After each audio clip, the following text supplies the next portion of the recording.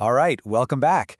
So, what if I told you there's a ruler, but not for measuring inches or miles? This is a ruler for measuring math itself. Today we're diving into this incredible idea from modern logic, how mathematicians figured out a way to measure the sheer power of an entire mathematical universe. So, here's the game plan. First, we'll look at the quest for consistency that started it all. Then, we'll check out the ordinal measuring stick itself. After that, we'll see how you actually measure a theory, look at a few famous examples in the Ordinal Hall of Fame, and finally, talk about why any of this really matters. Okay, so let's start at the beginning. Our story really kicks off with this deep, kind of nagging fear in the heart of mathematics. The search for a guarantee that math won't just break. Logicians were desperate for proof that their systems were solid and wouldn't someday collapse into a total contradiction. And this whole quest for safety leads to an even bigger, wilder question. We've got all these different mathematical worlds, right? These theories. You've got one for basic arithmetic, another for crazy infinite sets. So, how do you even begin to compare them? How do you measure the raw, logical horsepower of an entire universe of thought? So here's a great way to wrap your head around it. Just think of these mathematical theories as engines. You've got your simple, reliable four-cylinder engine for everyday tasks. But then you've got these massive, supercharged V12s that can do things you can barely imagine. Well, ordinal analysis is basically the science of figuring out how to slap a dynamometer on these logical engines and measure their horsepower. So how do you solve a problem like this? Well, you can't just use a regular old scale. You need something completely new. Mathematicians had to forge a brand new tool from scratch, one specifically designed to measure abstract ideas. And the answer they came up with was a new kind of ruler. But this one's different. The markings on it aren't inches or centimeters. They're these special numbers called ordinals, which are designed to handle infinity. This thing doesn't measure physical length, it measures the complexity of a proof itself. Okay, so this brings us to the star of the show, the proof-theoretic ordinal. Here's the deal. You take any mathematical theory, let's just call it T, and it turns out there's a single, specific infinite number that perfectly captures its logical strength. That number is its proof-theoretic ordinal. It is the number you read off our special ruler. Now, you can actually look at this measurement in two different ways, but they're really just two sides of the same coin. On one hand, you can think of it as the minimum strength a simpler theory needs to have to prove that our big theory is consistent, that it won't break. On the other hand, it's the absolute upper limit, the ceiling, of the complexity that our theory can prove is stable from the inside. It's a measure of its internal limits. All right, so we've got this incredible concept, a ruler for math. That's great, but how does it actually work? I mean, how do you take this thing and slap it on something as huge and abstract as an entire theory? Right, let's get down to it. How do you actually use this cosmic ruler? You've got your theory, say the basic arithmetic we all learned in school, and you've got this ruler marked with infinite numbers. What are the actual steps to get that measurement? Turns out, it's kind of like a three-step process. First, you link every possible proof in the theory to one of these infinite ordinal numbers. Think of it like giving each proof a complexity score. Second, you start climbing this ladder of ordinals until you find the very first one that the theory cannot prove is stable and well-founded. It's just beyond its grasp. And that's the final step.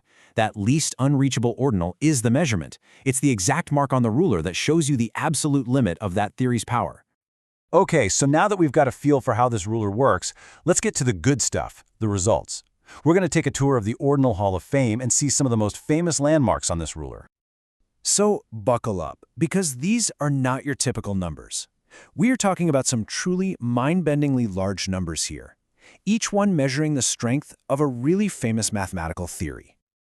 And here it is, the first and probably the most famous ordinal on our tour, epsilon-nought. Now, just to give you a sense of this thing, imagine a tower of powers. You start with 2, then 2 to the power of 2, then 2 to the power of that, and you keep going. Epsilon-nought is basically what you get when that tower goes on forever. It's the first number that's bigger than any tower of powers you can build.